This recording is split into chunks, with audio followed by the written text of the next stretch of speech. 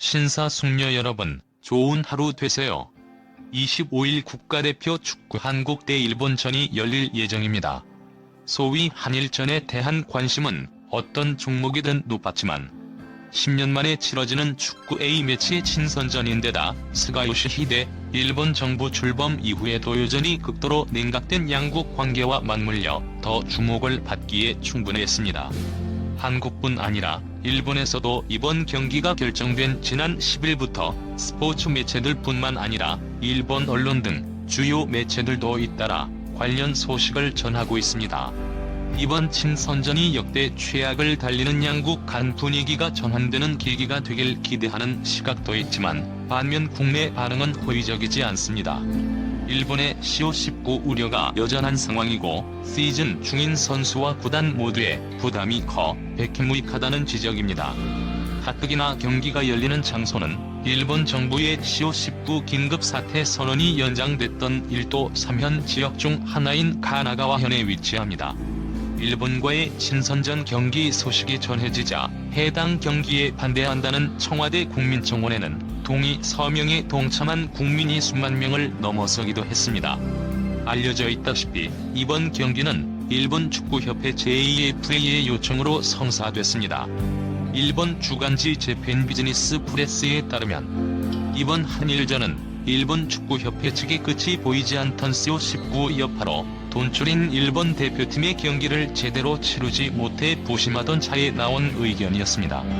그간 일본 축구협회는 수년간 열리지 않았던 한일전의 진행에 적극적이지 않았던 입장이었습니다. 실제로 다즈마 고조 일본 축구협회 회장은 기자회견에서 한일전은 민감하다 보니 가급적 원하지 않는 감독들도 있었는데 이번에 모리아스 감독은 당당히 경기를 갖길 원했다고 밝혔습니다. 일본 언론들은 일본 정부로서도 악화일로를 달리는 양국 관계에 있어 관계 개선을 위한 어떤 실마리가 필요하다 느끼던 만큼 한일전 개최에 어깃장을 놓을 이유는 없다고 판단한 것이라고 보도했습니다. 일본 축구협회 관계자는 양국의 관계 개선 발판 마련을 위해 일본 정부가 이번 한일전을 지지해주고 있다고 본다고 덧붙였습니다. 그러나 일본 여론 역시 한국과 마찬가지로 싸늘한 것으로 전해집니다. 원래 일본 정부는 안전을 이유로 신규 외국인의 입국을 불허해왔는데 긴급사태 선언이 해제되더라도 4일 뒤 바로 국제경기를 갖는 셈이기 때문에 경계심이 높은 상황입니다. 이에 대해 위화감이 들 수밖에 없다는 게 현재 일본의 분위기입니다. 일본 최대 포털 야후재팬에는 경기 소식이 전해지자마자 한국과는 친선전을 할 상황이 아니다. 한국과의 경기는 지든 이기든 꺼림직하다는 등 부정적 의견이 빗발쳤고 호의적 반응은 찾아보기 어려웠습니다. 일본 석간 니칸 겐다이에 따르면 이번 한일전과 관련해 일본 측의 관계자는 모든 건 올림픽 개최를 위해서라고 털어놓으면서 사실상 일본이 한국에게 도움을 요청한 분위기로 흘러가고 있습니다. 일본 정부는 지난 1월 수도권 지역에 재발동했던 긴급사태 선언을 70여일 만에 전면 해제했습니다.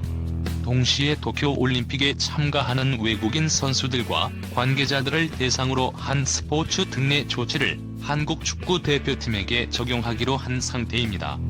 한국 대표팀은 22일 출국 예정인데 원래대로라면 입국 후 2주간 보호기간이 적용돼야 하지만 해당 조치를 통해 경기를 바로 치를 수 있게 됐습니다.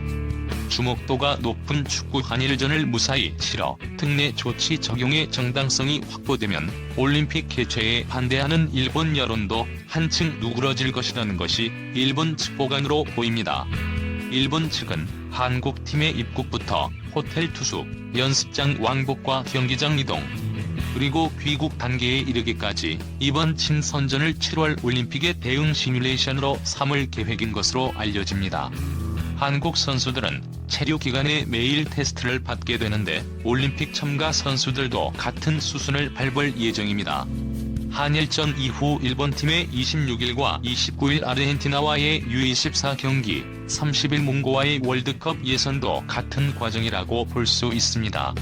한편 유관객 경기로 치러지는 이번 한일전은 경기 시작 시간이 오후 7시 20분으로 황금시간대에 맞춰 일본 전역에 생중계될 예정입니다. 일본 축구협회에 따르면 중계권료와 입장료 수입만 약 2억 엔가량으로 예상되는데 여기에 스폰서 수입까지 예정에 없던 큰 수익이 생기는 셈입니다. 이에 따라 올림픽을 강행하는 일본 정부에겐 중요한 예행 연습의 기회와 일본 축구협회에겐 국제 경기를 개최하고 최소한의 부수입도 얻을 수 있는 기회라는 점에서 양자의 이해관계가 딱 들어맞는 것으로 보입니다. 지난 1월 신임 주일대사로 부임한 강창일 대사는 2달 가까이 스가 총리는 물론 모테기 도시미스 외무상과의 면담 일정을 잡지 못했습니다. 전임자가 부임 후 2주 안에 당시 고노 다로 외무상, 아베 신조 총리와 면담했던 것과 대비되는데 이에 대해 요미우리 신문은 양국 관계의 냉각이 면담 일정에 영향을 미친 것이라고 보도했습니다. 이처럼 의도적 냉대가 두드러지는 한편 축구 한일전만큼은 일본 측에서 이례적으로 적극 나선 데에는 올림픽에 대한 부담감이 그만큼 크게 작용하고 있는 것으로 보입니다. 지난해 한 차례 대회 연기로 일본은 이미 상당한 경제적 손해를 본 상태입니다. 미야모토 가스히로 오사카대 경제학부 명예교수가 지난해 3월 올림픽 연기로 일본 정부가 보게 될 것으로 추산한 손해액은 약 6,400억 엔이었습니다. 지난 18일 도쿄올림픽 조직위가 해외 일반 관객 없이 대회를 진행하는 방향으로 가닥을 잡고 이미 팔린 90만 장의 입장권을 환불하는 절차를 진행할 예정인 만큼 손해액은 더 불어나게 될 전망입니다.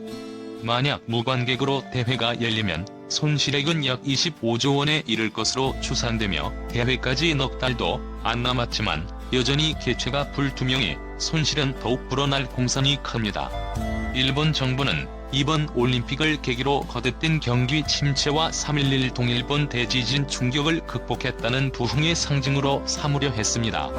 과거 일본은 1964년 도쿄올림픽을 일본이 돌아왔음을 세계에 알리는 계기로 삼은 바 있습니다.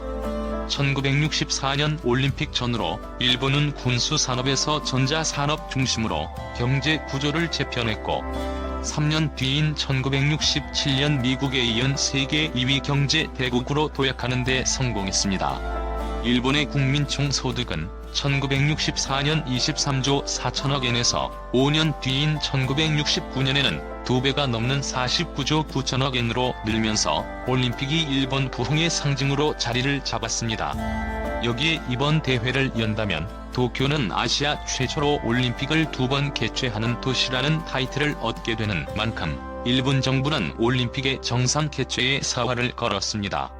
그러나 50여 년 뒤 다시금 부활을 알리려던 일본의 희망은 사실상 물 건너간 것으로 평가를 받고 있습니다. 대신 일본은 이번 올림픽을 인류의 시오19 극복 증거로 삼고자 했습니다. 스가 총리는 지난해 9월 유엔 총회 연설에서 인류가 위기를 극복했다는 증거로서 도쿄올림픽을 반드시 개최하겠다고 입장을 밝히기도 했습니다. 하지만 이러한 일본의 앞날은 밝지만은 않았습니다. 도쿄올림픽 성화 봉송은 25일 시작되는데 공교롭게도 축구 한일전이 열리는 날입니다.